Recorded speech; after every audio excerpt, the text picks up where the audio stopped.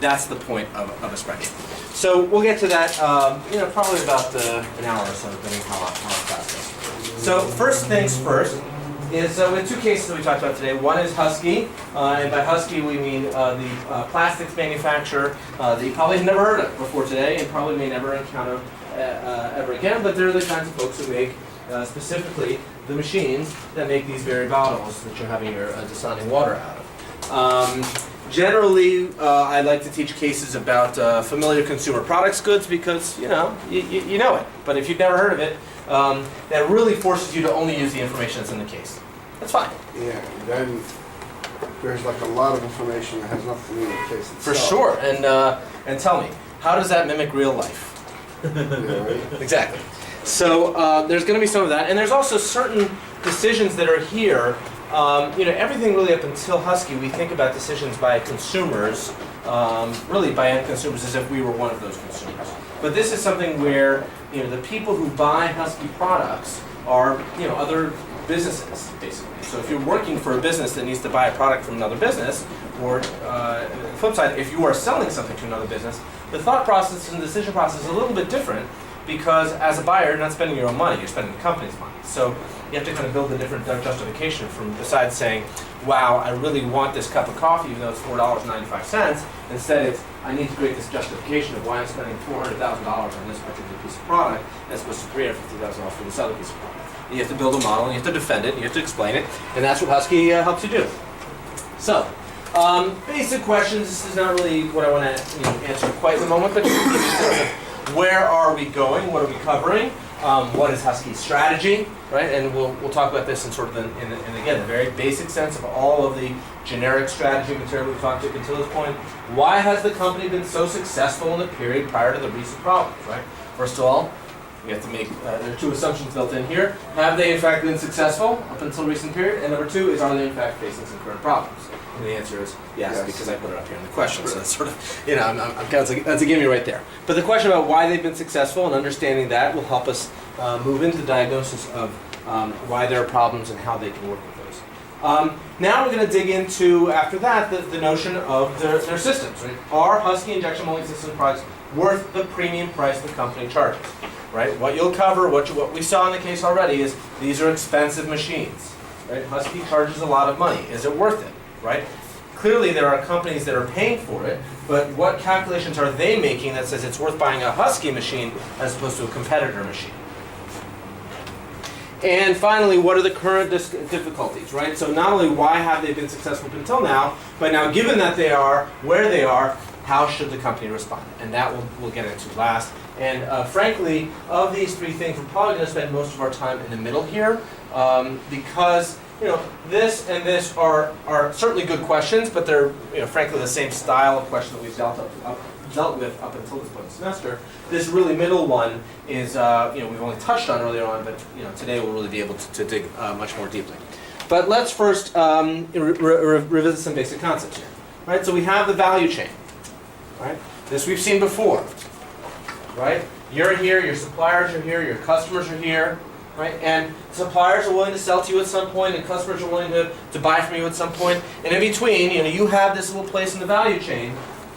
Where's Husky's position, and what are how do they shift cost and price in both directions? What are the kinds of activities that they're doing? So first of all, you kind of can visualize where Husky is here. What does Husky do? Create machines. Right, create machines. Right? How do they manage costs? Right? What are the things that they do how do they position the cost between the value they capture versus the value the supplier captures? Now, in order to answer that question, what do we really have to understand? Who their suppliers are, right? Who their suppliers are. And before we understand how their buyers may pay them, we have to understand who their buyers are. So let's think about the value chain. Right? We've seen this before, right? I'm going to come back to that chart, but in a way that makes it a little easier to think about. Right? So thinking about the value chain, we go from raw material to end consumer, right? So some raw material producer digs something out of the ground, and in Husky's case, in fact, they are actually pulling oil out of the ground, right? And that seller, creates some sort of activity, sells it to a buyer who adds value, who sells it, who buys it to another buyer who adds value, and so on and so forth, down to the point where you get to the end consumer. And so now if we went to Husky's value chain, right, So we've got Husky, right? Husky is this machine maker, right? Who are their downstream? Who's downstream of them in their value chain, in their industry? The average person buying plastic. All right, you're good, but is the average person buying plastic? No, the company that bottles. Correct. So even though Why? Go a step lower. you're absolutely right. You're absolutely right. So Why did you stop at the machine? you and I, who are buying a Dasani from the thing, could be considered the part of the value chain, but you and I aren't buying it from Husky. Now we're buying it from. They're not buying from Husky either. Correct. So we're going to a retailer. And the retailer's not buying from Husky, the retailer's buying from wholesaler. The wholesaler's not buying from Husky. So why it's really did you to another stop by- manufacturer. But why do we stop? We only want the step that's right after. Okay. Right? Not that those aren't relevant, because they certainly matter, in terms So of if I'm not value. interested, of buying this for some reason, it could stay by the wholesaler. The wholesaler will You are not buy 100% correct. You are 100% correct. And I'll also add in the other dimension that suppose that there was some major natural resource shortage on the front end, all those costs are going to get passed all the way down the value chain, or It goes both ways. so it goes both ways. Like it was. Right. Pet. Yes. Like it was. Yes. So, but let's start just very simply. Who's buying directly from Husky? Processing, and there was The manufacturers. Right. The bottles. So the processors. Right. So Husky's making the equipment, and the processors like Plastic Pack. The product manufacturers. Right, the product manufacturers, right, the ones who make bottles, right. So Husky's making machines, and Plastic Pack's making bottles, and those are going on to consumers, right. That goes on to the downstream manufacturers, the retailers, consumers, and so forth, right. That's one direction. What about in the other direction? Who's upstream? Factories. Right, factories. Well, what kind of factories over here? The one that's making the machines. Well, no, Husky's making machines. So, but who does Husky buy from? Right, they don't make things out of thin air. They're buying. The material. Yeah, they're buying screws and nuts and bolts, and they're certainly buying labor. And if we were to look at the value chain of the whole plastics industry, right, Plastic Pack is buying stuff from Husky. Who else are they buying things from? Right? Who's the ultimate The complement? plastic suppliers. Yeah, who are, right? And Dow those, Chemical. correct. So you have the resin makers like Dow, right? So if you're a processor, you're buying resin from Dow, you're buying the equipment from Husky. You use that, boom, you make a plastic bottle. And by the way, where did Dow get it from? From Exxon or other petrochemicals. And in case you want to see where this came from, this is really just straight up from Figure 1 of the case. Okay, so this should look familiar. In fact, in both the cases today, one of the figures buried in there, so it's, recognize it's a long case. You don't have to pick up every detail. But one of the things you'll pick up is like, this is the value chain. It says right then and there. And in fact, you should look for that in every case moving forward, and not just in every case moving forward, but every situation where you're trying to think of where's the value capture opportunity, where's the value creation. So we know now the context, right? Husky's here, right? They're not going too far unless they got a partner that which is a complementer in lingo.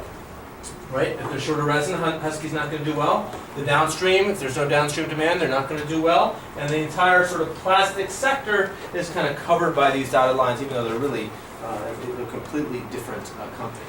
And if any of you go into a banking analyst type of role or any industry analyst type of role, one of the tough things that people who are in the investment analyst industry is they're always trying to find companies to compare.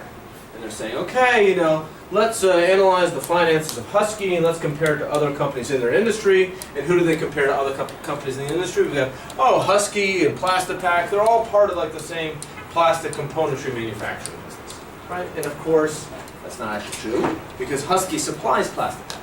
It's just for the convenience of us outsiders, they all look like it's a single category. So any industry, right? Any industry where those of us who are on the inside really know there's a difference between a doctor's office and a hospital, right? And there's a difference between a restaurant and a supermarket, right? To an outsider, they both supply food, right? But the truth is one buys from the other. Sometimes they kind of infringe on each other's territory. Sometimes one exists inside the other, right? So, but to an outsider, this is what the plastics industry looks like. Now, coming back to sort of the more classical sense we've had, Porter's generic strategy. Remember, there's three basic strategies here. We have differentiation, cost leadership, and niche focus. Where is Husky? Differentiation, right? Boom, right here. Now, are they serving everybody? Or are they serving a segment? No. So, therefore, where would you put them here? So you put them here. The bottom left, right? very squarely there, right? For sure they're a differentiator, for sure they're low cost. They're focused on a particular segment. Okay? So we know Husky is here. Now, I want to pause for the next few minutes, and it will be a little bit tough because I'm going to speak sort of in abstract terms, because instead of talking about Husky, I want to talk about strategies in general, right? Generic strategy. We have low-cost strategy, and you have the uniqueness strategy. And I want to move to, here you are now deciding you're going to be an entrepreneur, you want to start a company, and you want to be in the strategy.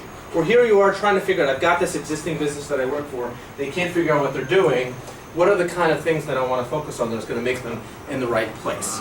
So I want to pause this discussion to focus on those kinds of questions, and my hope is that you'll kind of take these slides and they become sort of back pocket material when you're writing up a case, or back pocket material next time you need to think about how do we redesign our business model. And we'll say, okay, what are the questions? What would a uniqueness company look like, right? What are the kinds of things that we need to do? So let's dig into that, right? So first let's revisit what we already saw. For sure, we've talked about this already, right? You have the average competitor, which has sort of an average price, average cost, and doesn't really do much of anything vis-a-vis process, vis-a-vis profits. The differentiation competitor, right? The premium competitor, the Apples of the world, the Huskies of the world, they have higher costs for sure, but they have much higher prices because they've engaged in activities that get people to want to pay extra for their product, and that extra is above and beyond their costs. And then you have people on the other side, like Ryanair, right, which has managed their costs so aggressively that they're able to pass on some of the savings onto consumers, right? And consumers know that it's an inferior product and they're willing to pay less for it, but the disproportion of how much less they're going to pay doesn't match how much Ryanair is saving vis-a-vis their cost. Right? These are the ones on the right are the two successful strategies that we've talked about with important. Now let's also keep in mind this other slide, which I showed a while ago, but we never really dig into what this actually means. Right? What is the definition of a business model? Right? If you even Google this, you see a quote every now and again. I couldn't find the origin of this quote, but it's such a great quote, and it's been used in so many different places for decades that I kind of don't know where it comes from. But a business model describes how an organization creates, delivers, and captures value. This we've talked about before, but today we're going to tie together the notion of a business model to a strategy. Right? The business model are the particular activities, right? The strategy is the positioning. So the activities, value creation will be things like creating a niche, or changing the industry structure. And when I say changing the industry structure, that really sounds like it's like this, completely reinventing, like Amazon completely reinvented the book industry. For sure. But it's also much simpler, right? So something as simple as a pharmaceutical company discovering a new drug. Right? So now you discover a new drug, you completely change how one might treat a particular medical condition. Right? Have they changed the medical industry? No, but they've changed what it means to treat kidney cancer or whatever the case may be. That's on the value creation side. Value delivery. Right? How do you get the product to your customers? You figure out a new way to do it? That's a business model.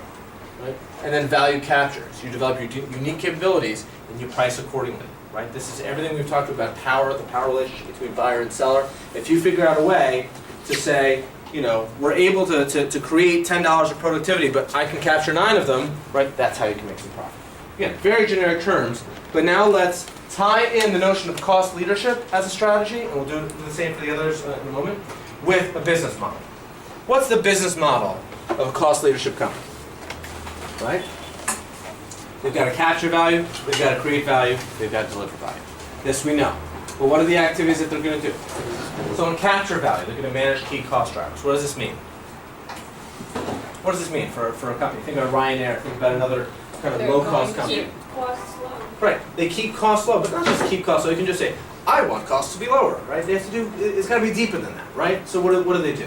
They either manufacture more, Right, so they'll manage by volume, right? Good, what else? or they are going to, I think it's somehow take over the markets. Normally they either make more volume to make more money, or they increase their market share by offering to more people. Right, so those are going to be mechanisms for creating delivery, but in actual managing your costs, right? If you have to, figure out, let's come back to the example of Ryanair, right? So Ryanair is sitting there going, U.S. Airways needs 3 flight attendants per plane, British Airways needs 4. We can reduce costs by only putting 3 flight attendants on the plane instead of 4. Period. They're not They're not buying by bulk. They're just simply figuring out a way to do the same things for cheaper. Period. Right? So if you can manage those drivers, that's the first thing you have to do to be able to lower your cost structure. Right? Second is opening a sustainable cost gap over your competitors. Does this has to do with something with create value, or that's still capture? This is now creative, right? Because you got to figure out how to way to do it in a way that no one else is going to be able to do. Otherwise, you don't really have much of a cost gap. Like Husky needed to do at the end. Say again? Like Husky needed to do at the end. Yes. You have to do a sustainable cost gap. Let's think about, Trader Joe's, right? So on the cost driver side, right, they've done things like, we're going to have fewer SKUs. Fewer SKUs means we can have more negotiating power. Now we're managing our costs for our products. Opening sustainable cost gap over the competitors means we know that we're okay being a store, that people show up at our store not being able to buy everything on their shopping list, right? No one else is going to do that, therefore our cost gap is going to be sustainable, right? It's not that no one can do it, but by doing so that they basically would copy our business model, not doing it as well as we can. So now we've created that gap sustainably. So we've now gone from just capturing value, right, which is being more efficient, to creating value, which is making it a way that no one else can copy our efficiency. And then delivering, right? So what good would it be, right, if you're, you come up with a way to reduce costs, but you don't actually manage your pricing accordingly? Right? In other words, you still charge your customers too low. Correct. And then you don't end up making any money. Correct. You think, oh, look at me, I've literally passed on the entire savings to my customers. Oops, right? Well, not for them, but for you. Not for them, but for me, But yeah. doesn't that fall under, we spoke about it before, where you're, what term did we use when we spoke about like the Coke cans being sold for like 1 cent at CVS or whatever? Oh, it's like that. It's the fact that you're hoping that they're gonna come for this, but they're gonna buy. Yeah, other they're things, so no, you're loss gonna- leaders. Loss leaders. Yeah. So you can be a loss leader, Right. because eventually when you're a loss leader, everyone's flying Ryanair. So Right. it's like, well, just charge what you want. Right. Ryanair, it must be cheap. Right. Yeah, if everything is your loss leader, then you don't really have a business Yeah. strategy. Just simply, it's great that you captured value, but or rather, it's great that you've lowered costs, but you're not actually able to capture that value. And by the way, that piece at the bottom is one of the frustrations in at least two industries I can think of that are very highly regulated. One is healthcare, and the other is the airline industry. Right. So in the healthcare industry, what happens is if a medical practice or a hospital can figure out a way to do something cheaper, they don't get to keep the profits because everyone starts yelling at them saying, how are you making all this money, off the backs of sick people? And then they're forced to, by regulation and by fiat to match that pricing schedule. So they don't really have any incentive to lower costs. And the same thing in the airline industry prior to deregulation. Right? What's the point of lowering my costs if the government is just going to tell me what prices I have to be? Right? So it's a bit tough because on the one hand you want to create an incentive for improved performance in hospitals. I'm trying not to look in your direction, but you know what I'm talking about here. And on the other hand, if every time someone reduces costs, you turn around and say, well, you can't capture that value, then there's no business model associated with it. So, the caveat here is you have to maintain proximity to buyer needs, right? If you come up with a fantastic way to fly an airline, but nobody wants to go, where you want to fly, great, fantastic. I lowered my cost, but nobody wants to fly between point A and point B. So, oh well. And you have to trade away some sense of differentiation. Not always, but usually. Because usually if you're trying to do cost leadership, you don't really have any extra money left over to differentiate yourself, and vice versa, right? So here you So are. you're telling me you can never do both? I'm not saying you can never, it's just hard. It's a balance. It's just hard. Not even a balance. It's usually, if you're trying to do cost leadership, you've already said, I'm trying to do everything at the lowest cost. The companies that get out saying, we're going to do everything cheaper and better, right? That's a misnomer, right? You can do things cheaper, or you can do things Unless better. you have an innovative product. Right? So now you're talking about a focus. Focus? Right, but when you say cheaper and better, you're not actually doing things cheaper, you're just advertising cheap as a sort of brand value, but you're actually charging a premium Like pest vis-a-vis your eggs. cost. Yeah, no, that's exactly what I'm thinking about. Like what, I'm sorry? About like pest eggs. Okay.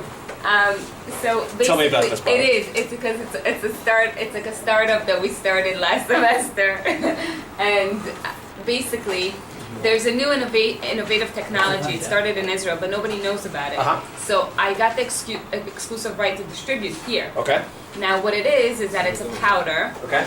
and it's basically like, you know, people go ahead and it's organic, natural, everything. People go ahead and use a lot of money for exterminating in it. Right. Like studies show that it kills people and all that. Now this product costs nothing. Okay. You pay so much for exterminating. Right. So now I'm offering a natural, organic product. Right. And not only I'm charging you at the lowest end of what you would have paid, Right. but it's a healthier way. Okay. So you are So creating what- a substitute here. Right. This is not the same product for less. This is a different product for less. Right. Well, yeah. Well, I offer It's a same different services product. plus a natural It's a organic. different yeah. product for less, not the same product for less. So what would that? Right. The same product for less is a low cost strategy. A Okay. different product Would be a differentiated. is differentiation. Right. Different is differentiation. What about If it- differentiated? But that combines with still a low cost. Right. It's doable, but it's rare. It's called dual advantage, right? And some people would argue that Trader Joe's is dual advantage. So I thought when I read it in, I thought that the focus like has a mixture of both, but I was Right. confused on how it worked. On cost leadership or on focus? So both of the, I thought that so I thought cost leadership Mm-hmm. and differentiated together, they're like the focus, but I was confused on how the graph, because I was reading the. It's not together. You can cost leadership can either be done at a segment level or industry wide, right? Differentiation can either be the segment level or industry wide, right? Either one would still have these principles But these are associated. not only these are not the only three strategies that are. In fact, what Porter would say is, in fact, they are the only three strategies that exist, right? Any other strategy that exists would be suboptimal compared to one of these three, So it would go with. right? So you're telling me that there's three strategies. That's it. Three generic strategies, yes. That all successful companies will fall under one of those three categories, absent some other, exogenous factors like regulation or privatization, So let me ask you government, a question. technology. Assuming I wanted to take the cost leadership and let's say market it in one segment and then use differentiated in another segment. So for example, take the creep. Right. If I was to go into the industry just of the backlighting, Right. I would use the one that's been working, so the cost leadership, but What- entering the whole market as well. What would As Porter, is. what would Porter say about that? That it's not a smart strategy. It's a recipe for failure, because inevitably you're gonna have one side of the company that's trying to nickel and dime everything, and the other side of the company, same company, that's trying to say, spend, because it's gonna buy market share, it's gonna buy premium positioning, No, it's but why gonna can't get. you reposition it according to market segment? I don't understand. So, recall the example of Continental and Continental Light. Okay. Continental, we fly perfectly great between these great cities. Continental Light, we're gonna have this low-cost side business, separate segment, separate everything. Did that work? But it might not have worked because of their Execution. Yeah, but it could, no, it might have not worked because of their leadership and their Yes. management Right, style. which would be execution. But yeah, but And what Porter would say is, every time that shows up, it fails. really, is that proven that every company that ever tries to pay? I don't agree. That tries to straddle two different market positions? Yeah, well, not Two straddle two different strategies. One is to be cost leader, and the other is to be a premium positioning. Recipe for failure. Not saying it can't be done. So I'm what saying it's a about recipe for past failure. X? What I can use both strategies? Saying not that you can't use both strategies, but if you try to use both strategies, You think you're you going to be outdone by somebody else who's going to be doing just one of them better. It's called straddling. We read about this first case in special. It can't be done. We'll come back and we'll discuss it after because I want to dig in a bit further with a couple other options. Right? Cost leadership. We're back. We're back. And we're back. Good. Cost leadership, right? You gotta, here's how you capture value, here's how you create value, here's deliver value, and keep in mind, you can't be too distant what the buyer wants, and, you usually have to trade away differentiation. Okay? This means you're managing your costs just to be the same as everybody else, but do it more efficiently, right? You're not trying to also, do things that are different. Usually, not always. Right? Now, how would you actually do this? Let's dig in a bit more deeply, right? So here you are. You're saying, we want to be a low-cost company. How are we going to do this? First of all, you have to understand your cost structure. What does it mean to understand your cost structure? Understand what you're spending on. Yeah, where do you spend your money? And also, I guess you got to know your margins. Yeah. If you don't really know how much profit you're making, then you're in trouble. Correct, and it would be stunning to know. But How many that's not companies have cost. no clue, But that's not cost. right? No, but it's a cost structure, right? So, how much of your products, how much of your business process is based on fixed costs versus variable costs? Where do those fixed and variable costs come from, right? How much of them are rent versus buy type of decisions that we talked about before. Once you have a sense of those, then you can figure out the cost drivers, right? And here's the most important part, and this I really struggle with in terms of working with nonprofits, but also in for-profit businesses. But nonprofits are awful at accounting, and for-profits are really mediocre at accounting. Accounting allocation is not the same as business model allocation. What do I mean by this? I have a friend of mine who is a professor at another school. She teaches in the School of Education at another university, and they're thinking of shutting down her department. Right? And it's very sad. Right? She's very frustrated, and she keeps trying to say to them, "You're not going to save any money." Right? Why? Because what are the costs for the School of Education? Well, you have to pay X dollars per room per semester. And she keeps trying to say, but if we're not here, you still are stuck with these rooms. Right? So what are you going to save by doing that? Now, never mind the whole business person beyond that. And for sure, yes, the professors, and there's that side of the cost. But the big cost for them was the real estate. I said, unless they're planning on selling the buildings, you're right, there's no savings. Right? Now, that's not to say that one can't also conceptualize, okay, if we're going to shut down this department, we also have to be thinking about how we're going to, close these buildings. They might not have privilege of that information, but simply to say, okay, according to our accounting formula, we're going to use for every classroom, we're going to charge this department $583. That's merely, the accounting allocation usually is a mechanism to spread fixed costs across the organization. It's a great rule of thumb, but it's not logical if you intend on changing your business model, right? So usually accountants, by the time the accountants figure out how to allocate costs across the organization, the business model changes anyway. So, is the business model, is there logic to the business model, and is the cost needed in the first place, right? So here you are, right? You are Trader Joe's, and you're saying, do we really need to spend any money on advertising? I guess not, right? If we didn't spend money on advertising, it's not gonna help us, so we may as well cut that back. But marketing is one of the things that's particularly challenging, because if one could allocate, right, which revenue is associated with which marketing dollar, it would be a lot easier to figure out which marketing dollars we could cut. So this is definitely easier said than done. But we've seen, I guess Mel will be able to speak better about it, but we've seen metrics where you're able to say, this amount of spending in this way is going to cause revenue to increase in this way. Yes. Like At the macro level, yes. That's my job. No, at the macro level for sure, Yeah, and with sophisticated, in particular with the internet, where you have a much more, like you can tell that this advertisement was associated with this user, for Right, and I spent this for amount sure, of money and for sure. But at the sort of meta level of like, should we do stuff on radio or TV? Well, we don't know which person was watching which channel, which times. You kind of have to be a little bit more, calculate about it. Not to say it can't be done. I'm just saying it's because it's such a difficult exercise.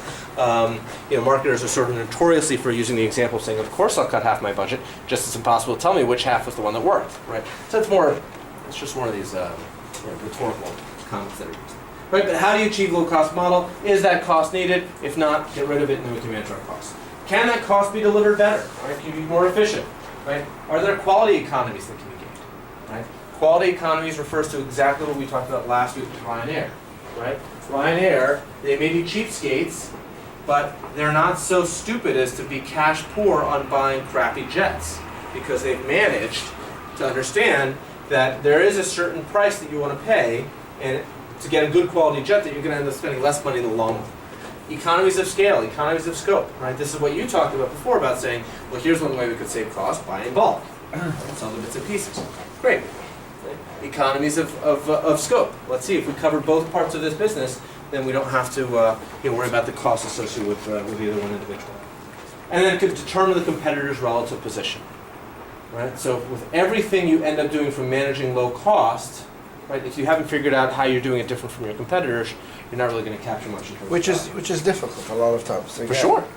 I mean, that's usually the core of the business, right? Right. To get to know how he have made it to make profit. The way Yeah, no, what I mean competitor's relative position is things like just something as simple as relative price position, right?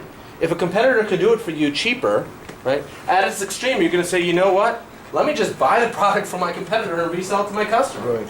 Right? Because my customer's already a sucker to pay me enough for that product, right? And my competitor can make it for cheaper. Let me just buy it from them and be done with it. Right? And it's not just that. I mean, this goes as simple as here you are. You have a marketing department, right? And the marketing department hires an advertising agency to do stuff. And the advertising agency builds it, hires a whole, a TV firm to build commercials. Like, you realize, you know what? Just do it for us. Here's the money, go do it and be done with it. Right? If your competitor could do it cheaper, then just let the competitor do it cheaper. And then acknowledge lowering willingness to pay. Right? You can't cut costs and expect customers to say, yeah, we're going to pay the same price for this product, even though the product's lower quality. Right? You have to lower your price. If you don't, your customers will go off. But if you want to say, we're going to achieve a low-cost strategy, we're going to cut our costs tremendously, but we're also going to acknowledge that our price